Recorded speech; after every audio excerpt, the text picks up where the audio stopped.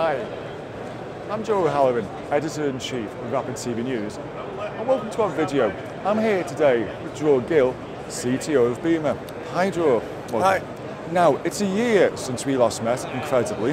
Yeah. And even more incredibly, what's happened to the online video industry in those 12 months? So I think there's been a lot of progress in the past 12 months.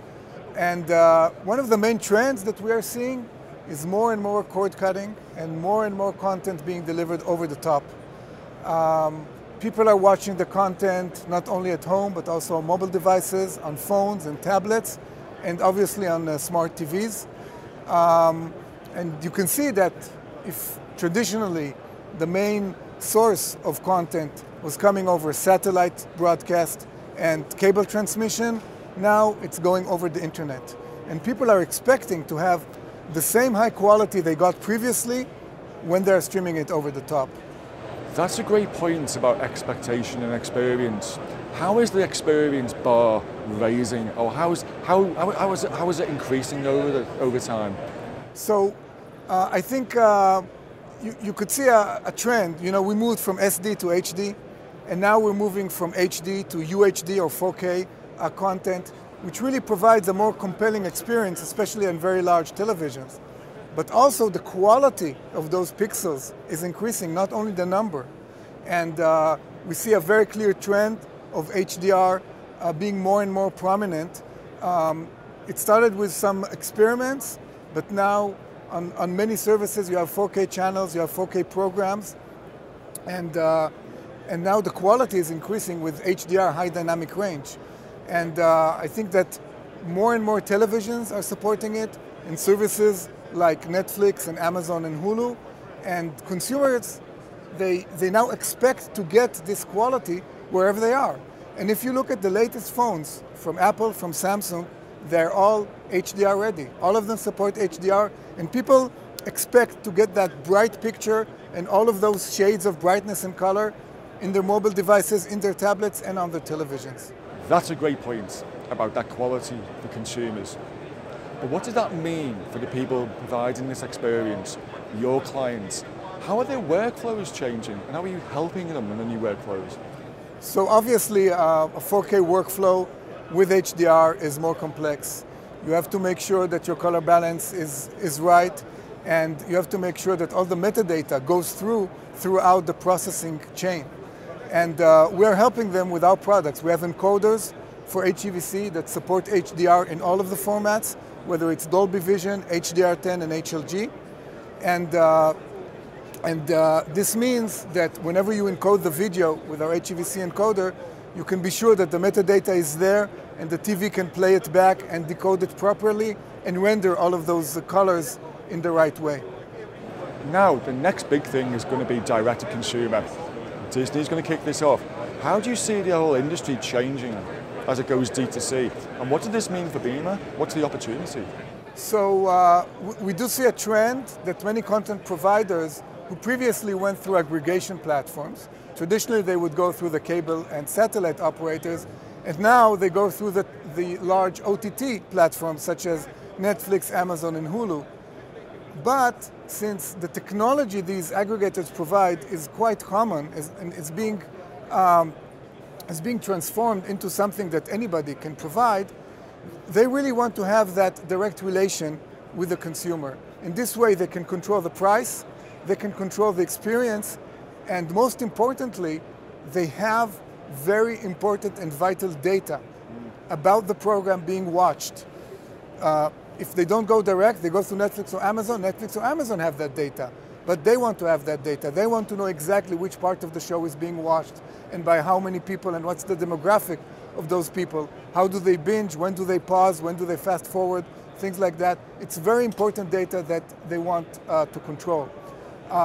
We are, of course, helping these companies by providing them with encoding solutions that have the highest quality and meet their quality demands. Because when they go direct to consumer, they want to dictate what is the bit rate, what is the resolution, what are the ABR layers, which will enable the optimum experience for customers. And using our encoding and optimization technology, we really enable the optimal experience that has fast start times and minimizing any buffering events that can happen because of your bandwidth.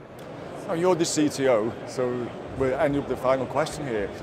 How do you make sure your technology meets these requirements and demands? How hard has your job got over the last year? Yeah, so obviously we need to keep up with the industry demands, and the industry is moving in various different directions. Some of them are successful, some are not. For example, 3D television did not take off.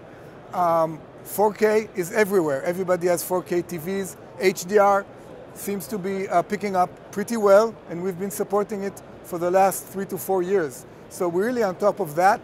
Then we have the whole topic of virtual reality and augmented reality. Some people say it will succeed, some say it won't.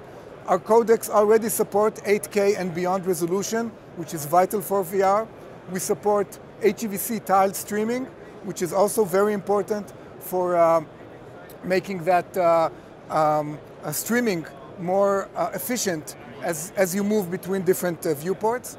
We try to keep on top of things and make sure that our technology supports them, so if they succeed in the industry, we can have a big part of that.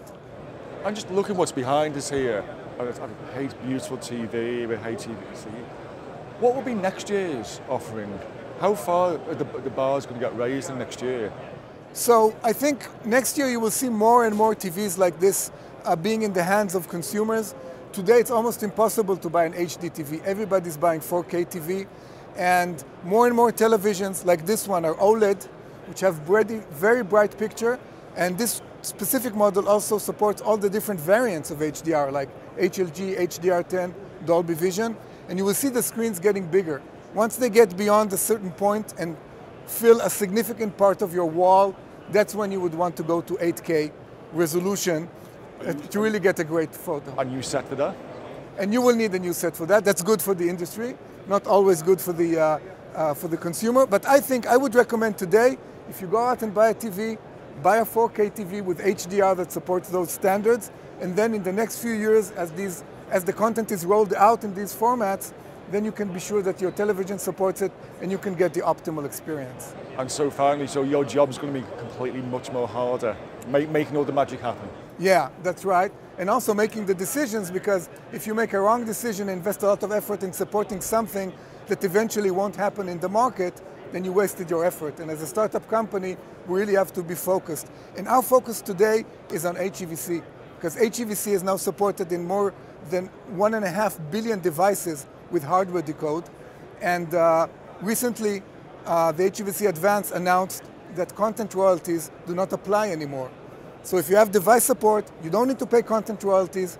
Everybody can enjoy the increased quality and the reduced bitrate of HEVC, and we're really happy to enable this part of the industry.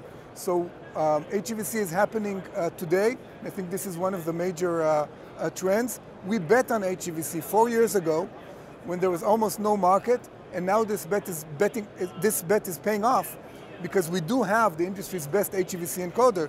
As you can see in this demo, we can do 6 channels of 10-bit HDR 4K P60 on a single Intel server. So it's really extremely high density and also excellent quality. And we look forward to seeing it getting better next year. Thank you very much. Dror, thank you very much. Thank you. And thank you for watching.